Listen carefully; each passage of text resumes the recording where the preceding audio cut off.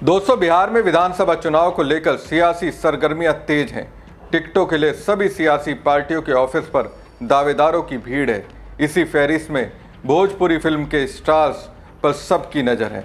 लोग देखना चाह रहे हैं किस एक्टर, एक्ट्रेस, सिंगर और राइटर का झुकाव किसकी ओर है। भोजपुरी फिल्मों के तमाम स्टार्स इन दिनों पटना में अपने सियासी सर्कल के एजेंट के जरिए पार्टियों से टिकट पाने की जुगाड़ में है।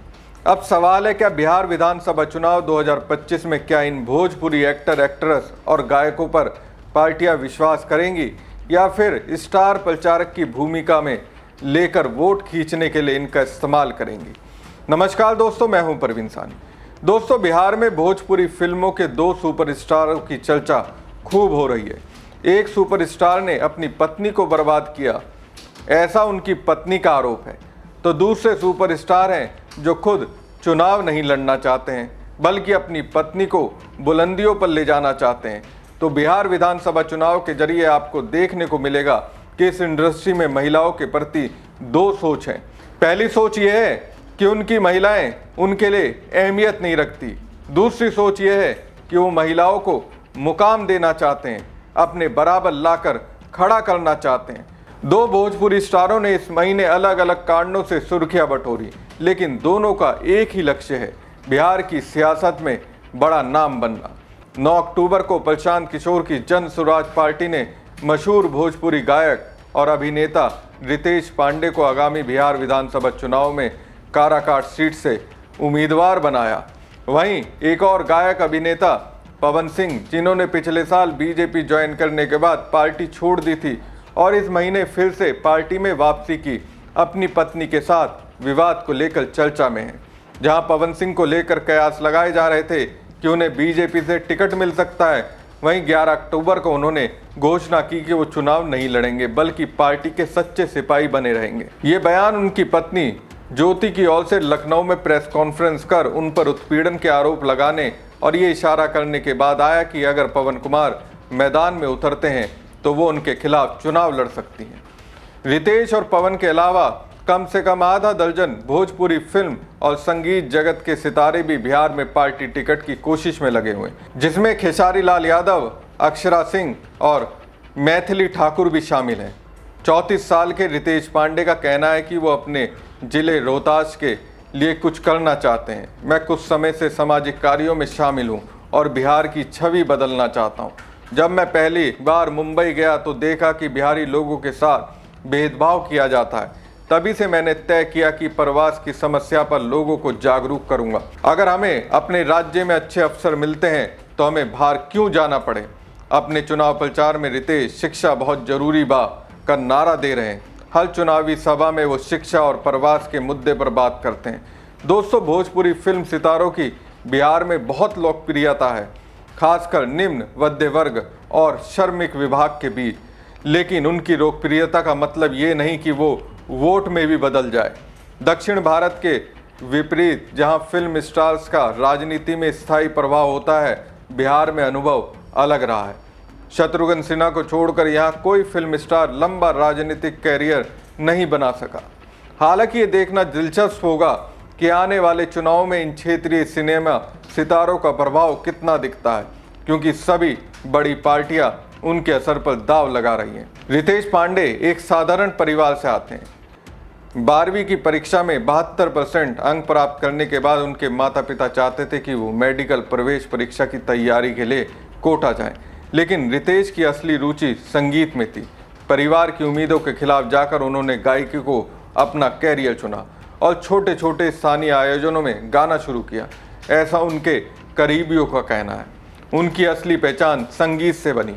उनका सुपरहिट गाना हेलो कौन एक सनसनी बन गया, जिसे यूट्यूब पर 900 मिलियन से ज़्यादा बार देखा गया।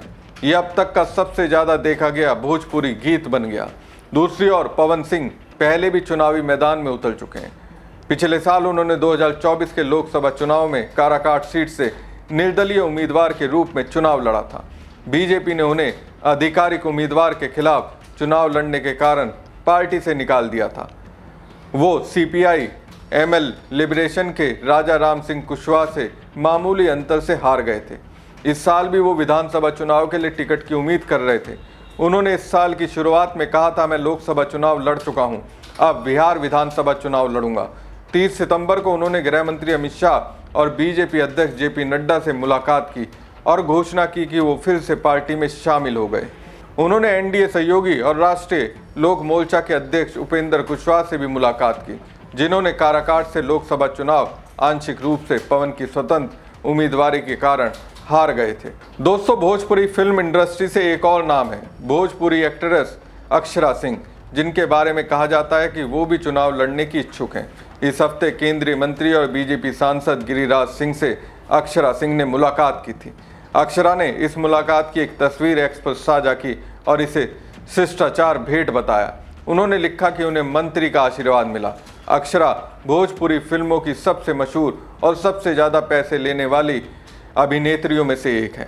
उन्होंने अपने अभिनय के लिए कई पुरस्कार जीते हैं और उन्हें तबादला जैसी एक्शन फिल्म, सरकार राज जैसी राजनीतिक ड्रामा और सत्य जैसी एक्शन रोमांस फिल्मों में भूमिका के लिए जाना जाता है। वहीं बिहार के मिथिला क्षेत्र की लोक गायिका मैथिली ठाकुर भी चर्चा में है। अटकलें हैं कि वो अपने गृह क्षेत्र मधुबनी से बिहार विधानसभा चुनाव लड़ सकती हैं। इन अटकलों को बल तब मिला जब बीजेपी के बिहार प्रभारी विनोद तावड़े ने नई दिल्ली में मैथिली ठाकुर और गृह राज्य मंत्री नित्यानंद राय की मुलाकात की तस्वीरें एक्स पर साझा की। तावड़े ने पोस्ट में मैथिली को बिहार की बेटी कहा और लिखा कि वो राज्य में लौट रही हैं। आरजेडी पे तंज कसते हुए तावड़े ने लिखा, 1995 में जब लालू सत्ता में आए तो कई परिवार बिहार छोड़ गए थे।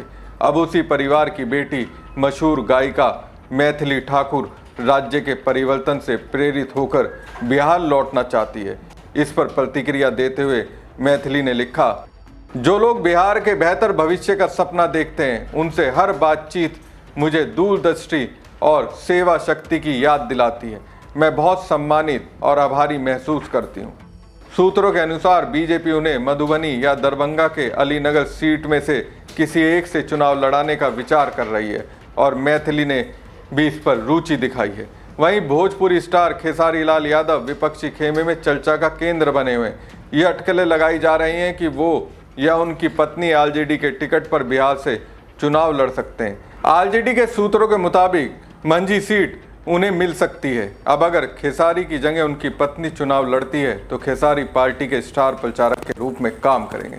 खेसारी ने कहा, तेजस्वी यादव और अखिलेश यादव मेरे बड़े भाई जैसे हैं। अगर वो चाहेंगे तो मेरी पत्नी चंद्रा चुनाव लड़ेगी। वो समाज सेवा में सक्रिय रही है और अब जब हमारे बच्चे बड़े हो गए हैं तो वो जिम्मेदारी उठाने के लिए तैयार है। बातचीत के दौरान खेसारी ने बिना नाम लिए अपने साथी भोजपुरी कलाकारों पर भी तंज कसा। उन्होंने कहा कि कुछ लोग अपनी शोहरत के दम पर चुनाव जीत सकते हैं, लेकिन असली नेतृत्व वही है जो जनता के बीच रहकर उनकी समस्याएं सुने। उन्होंने कहा, अगर वो लोगों के बीच नहीं रहेंगे तो उनकी बातें कौन सुनेगा। उन्होंने जोड़ा कि चुनाव उन्हें लड़ना चाहिए जो समाज की सेवा के लिए तैयार हो। वहीं भोजपुरी गायक विनय तिवारी 2020 के बिहार चुनाव में पश्चिम चंपारण की लोरिया विधानसभा सीट से बीजेपी के टिकट पर विधानसभा सदस्य निर्वाचित हुए थे। 3 बार के विधायक विनय बिहारी चौथी बार भी विधानसभा चुनाव लड़ सकते हैं। विनय बिहारी 2010 में पहली बार निर्दलीय उम्मीदवार के तौर पर मैदान में उतरे थे और विजयी रहे थे। वो बाद में बीजेपी में शामिल हो गए थे। उन्होंने 2015 और 2020 का भाजपा के टिकट पर चुनाव लड़ा और जीते। बहरहाल दोस्तों, और भी कई भोजपुरी फिल्म इंडस्ट्री में काम करने वाले लोग हैं जो इस चुनाव में अपनी किस्मत आजमाना चाहते हैं। भोजपुरी कलाकारों की फिल्मों और गानों से बनी लोकप्रियता चुनावी वोट बैंक में तब्दील हो सकती है, लेकिन राजनीति सिर्फ स्टारडम पर नहीं टिकती। इसके लिए जमीनी पकड़ और संगठन की मजबूती भी जरूरी होती है। 2025 का बिहार चुनाव बताएगा कि इसमें से कौन जनता का दिल जीतकर विधानसभा तक पहुंचता है। हमारी खबर आपको कैसी लगी कमेंट बॉक्स में कमेंट करके जरूर बताएं। साथ ही पेज को ज़्यादा से ज़्यादा लाइक और शेयर कीजिएगा। धन्यवाद।